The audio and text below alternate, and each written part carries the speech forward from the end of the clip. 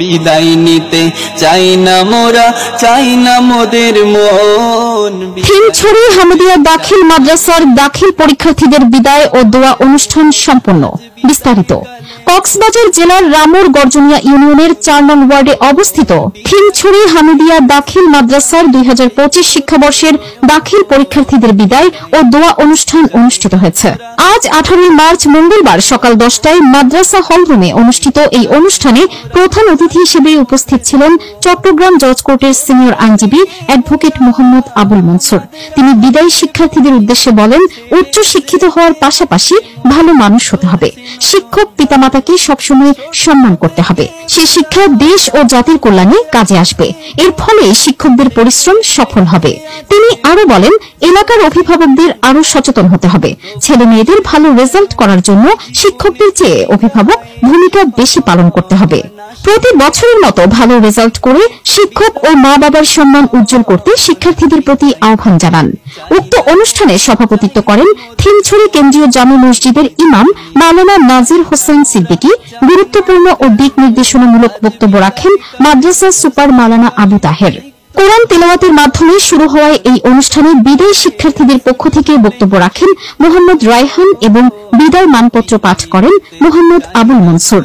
বিদায়ী শিক্ষার্থীরা তাদের বক্তব্যে সকল শিক্ষকদের ক্ষমা প্রার্থনা ও কৃতজ্ঞ প্রকাশ করেন এবং সকলের কাছে দোয়া কামনা করেন।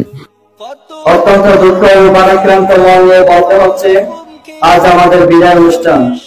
যদিও আমরা মনে করি এটা একটা বিদায় আনুষ্ঠানিকতা শুধুমাত্র, এই প্রতিষ্ঠানের সকল শিক্ষক শিক্ষিকাবৃন্দ আমাদেরকে বিভিন্ন বিষয় অত্যন্ত দক্ষতার সাথে পড়িয়েছেন, তা আমাদের মনে থাকবে সব সময়। এর জন্য আমরা শিক্ষকের কাছে চিরকৃতজ্ঞ হয়ে থাকব।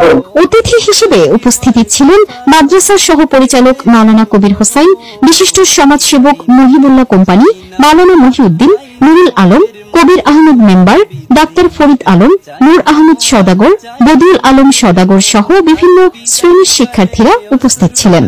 অনুষ্ঠান শেষে বিদায়ী শিক্ষার্থীদের পক্ষ থেকে প্রধান অতিথি অ্যাডভোকেট মোহাম্মদ আবুল মনসুর ও মাদ্রাসা সুপার মাওলানা আবু তাহের সম্মাননা স্মারক গ্রহণ করেন। এছাড়াও সকল শিক্ষকদের সম্মাননা ক্রেস্ট উপহার দেন বিদায়ী শিক্ষার্থীরা।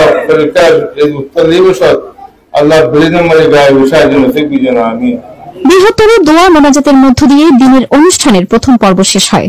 সন্ধ্যায় বিদায়ী শিক্ষার্থী, শিক্ষক ও মাদ্রাসা কমিটি ও মান্যগণ্য ব্যক্তিবর্গের উপস্থিতিতে ইফতার ও দোয়া অনুষ্ঠান সম্পন্ন হয়। উল্লেখ্য যে ১৯৮৩ সালে প্রতিষ্ঠিত এই মাদ্রাসাটি ২০১৬ সালে ইবতেদায়ী থেকে দাখিল পর্যন্ত চালু হয়। বিভক্ত করা হয় ছাত্রছাত্রীদের জন্য আলাদা শাখা। এবছর বালক শাখা থেকে ১৬ জন শিক্ষার্থী দাখিল পরীক্ষায় অংশগ্রহণ করতে যাচ্ছে।